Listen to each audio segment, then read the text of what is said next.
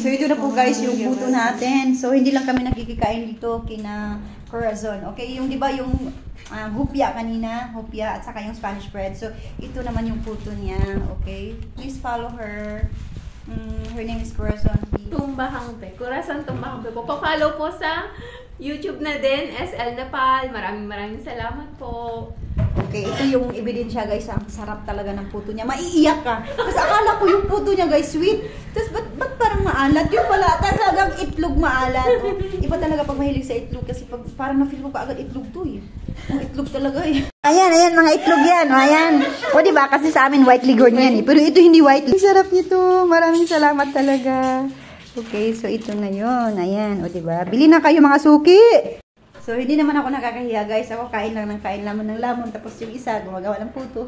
Yung isa naman naghugas ng plato. O, ito. Ikaw na bahala dyan. YouTube po sa Isabael Vlogs and Facebook sa Isabael Kunwar. Thank you. Okay.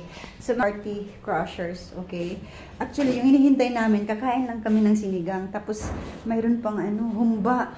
No? Tapos, alam mo naman, ay, ano ang tawag dito? Sharon Conita.